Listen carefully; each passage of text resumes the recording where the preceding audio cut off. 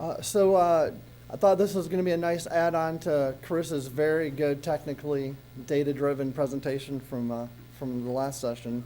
This is looking at the long game, kind of adequately managing indoor air risks from various perspectives. I work for clients that have put the material in the ground. I work for cities and towns. I work for developers. I work for companies. So everybody comes at it with a different angle, but at the end of the day, everybody wants to make sure that the air they're breathing in the structures that they're responsible for is safe. So as an overview, want to talk about just briefly risk-based decisions. We heard a lot about relative risk with radon and with other chemicals. It's probably important to realize that there's been a revelation in how people think about risk. So I wanted to touch on that. And it's a nice segue from the radon world into the chemical VI world as well. Developing and tailoring a plan to manage risk. I'm an engineer by training, so I like lists. I like plans. So this seems like a perfect opportunity to develop a plan to manage that risk from whatever perspective you're at. At the end of the day, if the air you're breathing is safe, it doesn't matter if you're responsible for those chemicals or for that radon getting into the structure. You want to make sure that you are managing and assessing your risk. I have some recommendations for mitigating risk just over the years. A lot of the issues that Chris noted, we've seen and learned a lot of lessons with how you assess the vapor intrusion pathway. A lot of those lessons can apply to the radon field as well. So I'm going to step through some, I think 4 or 5 kind of lesson learned type slides with how you deal with and manage the VI pathway. And then there's a new mitigation tool that's out, so I'll transition the last 15 or so minutes to Chris Bonniwell with Vapor Sentinel, and so he'll pick up that last piece. So on risk-based revelations, I remember being an engineer in Tulsa, Oklahoma, working for all the major oil companies in the 90s, and they were doing quite well, and I remember being in a board meeting with, I think, Phillips Petroleum, and they were talking about their spend on cleaning up environmental contamination from underground storage tanks, and they were talking about the cost to go from 8 parts per billion of benzene down to 5, which was the MCL. And shortly after that, there was a whole network established about risk-based cleanups, if you remember the Rebecca standard. So, and also, there were a lot of trust funds that were set up, which, since we're all end users of gasoline, we ended up paying for a lot of the cleanups. But when those trust funds went bankrupt and when companies started looking at the risk, there was a lot more focused efforts on, do we really need to clean up to some magic number? Do we really need to make all the groundwater in a particular state or area safe to drink? Do we have to remove all the soil? And so what you end up coming up with from the petroleum world into the chemical solvent world is you look at how you can effectively manage your liability. So you want to find the balance between source reduction, doing cleanup, or removing things from the environment, and then developing a plan to manage that residual contamination. And so that residual contamination is where the revelation comes in. Because if you leave petroleum in the ground for several decades, not that big a deal, it'll attenuate and it'll probably get lower. If you leave a chlorinated solvent in the ground, it's not going to change appreciably. In fact, it might get worse. It might go from tetrachloroethylene to trichloroethylene to cis to vinyl, and so all of those byproducts are not good. And so we come up with some hot button issues that are affecting these types of transactions and cleanups. So I think Chris Bonniwell in the opening talked about TCE and the short-term action level surrounding that. That's a chemical that its toxicity has changed dramatically, or at least our understanding of it, within the last 10 years. And so a lot of people left a lot of TCE in the ground thinking it was safe, only to come out now when the toxicity changes that contamination they left has some significant health effects. The new preferential pathway, so the mechanism for leaving residual contamination in the environment, how does that affect a human? Well, there are different pathways, sewers, and other ways for these chemicals to get into our structures that really no one was really paying much attention to or thinking was a pathway when they were making those risk-based decisions. And then, of course, vapor intrusion pathway, which is why we're here, how to manage that and deal with that evolving pathway. So there's always a point in a project, again, whether you're talking with a company rep or a city or a developer, where you want to manage your liability and come up with a plan on how to assess it. And so the next set of slides provide a suggested pathway on how you might want to come up with a plan. And there are two types of plan. They effectively serve the same purpose. You want to make sure that you're eliminating any unacceptable risk to an end user in your structure. And so if you are a responsible party, that plan is called an IC plan or a long-term stewardship plan. If you're a innocent party, you come up with a continuing obligations plan, meaning if you're a city who acquired a property because the company left and created a brownfield, or if you're a landlord dealing with perhaps radon coming into a structure. Again, you didn't cause the radon to come into the building, but you have liability and you have responsibility to ensure that those tenants are safe. Or if you're just someone who's looking at buying and selling companies, you want to make sure you manage that risk as well. So again, in most states, the only time you get a walk-away closure is if you clean something up to a residential standard. Going back to the risk revelation, that just doesn't happen, or at least not happen very often. And so you end up leaving contamination in place to manage going forward. And of course, the more contamination that you leave, the longer your tail of post-closure obligations will be, which lead to more cost, more liability, and more uncertainty. So again, some strategies that have evolved. Depending on what your perspective is, and I touched on this earlier, there are different sets of guidance documents that can be used to structure the type of plan for your particular situation.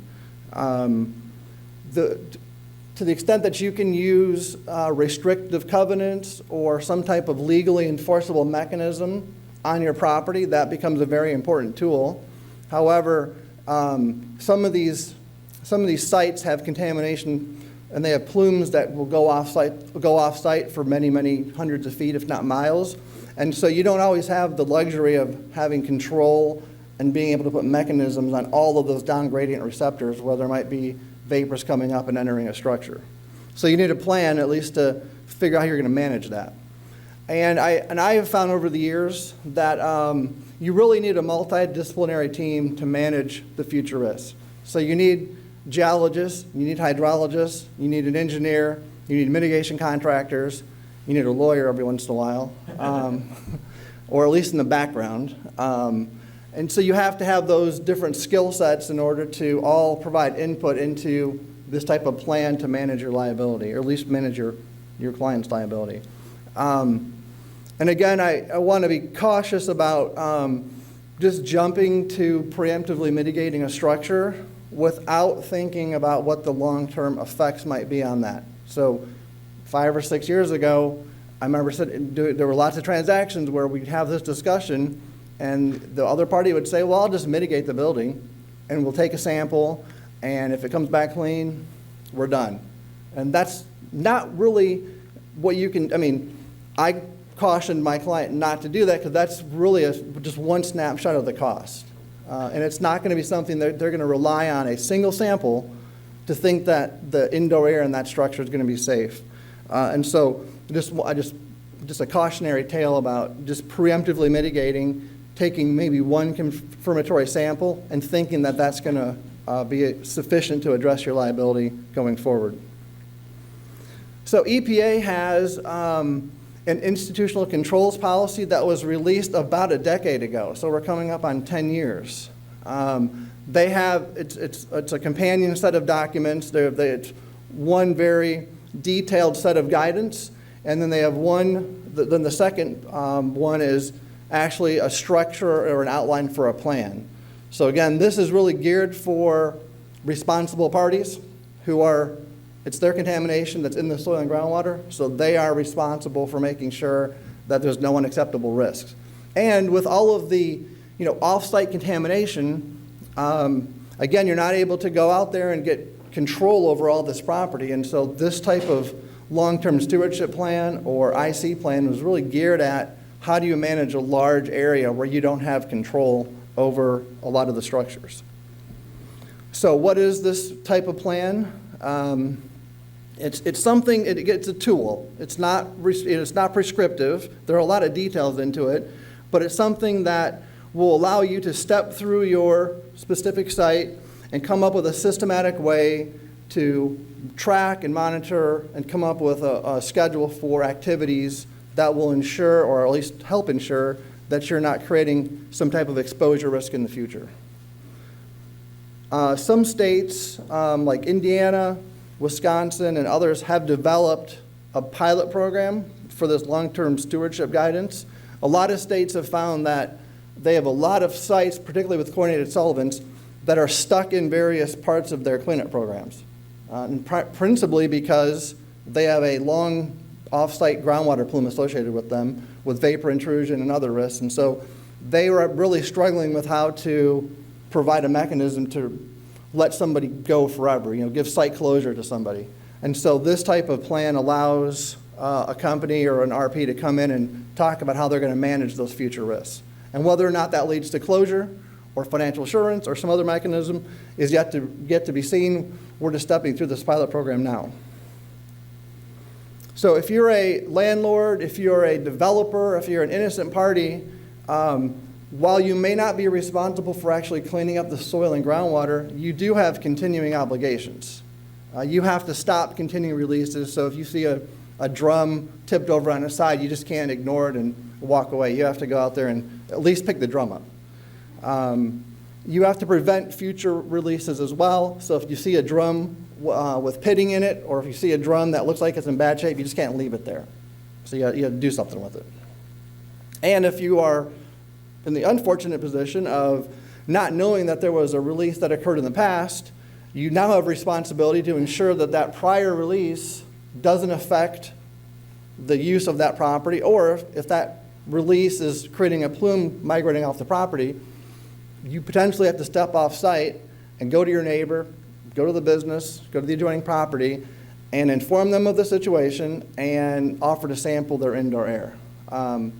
That is a very difficult discussion to have, where you explain to somebody, I'm not responsible for cleaning up what's in the soil and groundwater on my site, but I would like to sample and test your indoor air, and if there's a problem, I'd like to offer a solution. That's a really awkward discussion to have, especially if it's a problem. And that's where you get into with groundwater or soil gas migrating off a property. And I don't think we touched on it yet, but vapor intrusion used to be driven by an equivalent amount of chemical in the groundwater that could produce vapors that would trigger a vapor intrusion assessment. A lot of those groundwater vapor intrusion screening numbers have found to not be very predictable when applied to real-world situations. And so our state and a growing number of states are not looking at the groundwater vapor intrusion screening numbers anymore. They're looking at soil gas plumes. And soil gas, of course, moves in all four directions.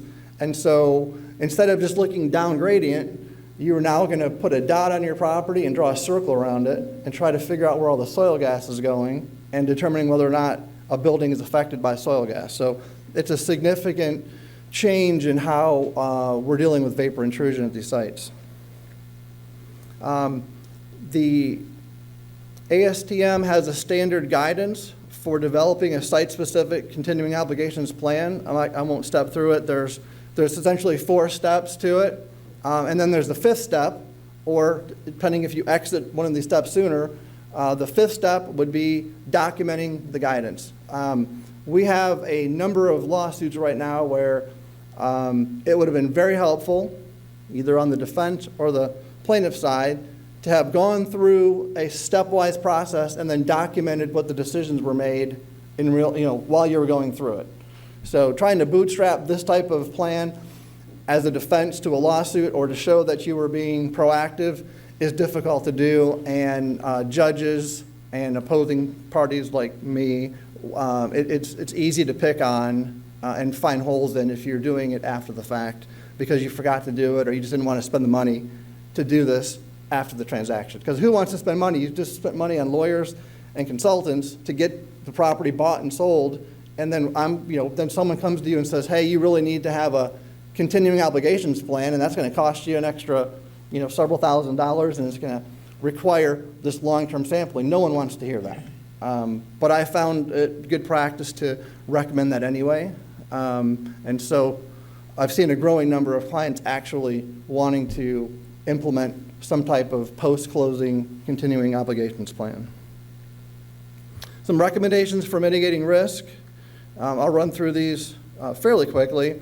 You need upfront planning. It's really important to have some type of decision matrix, especially if you're doing work in multiple states. A lot of states have different numbers with how they determine what constitutes a risk or not.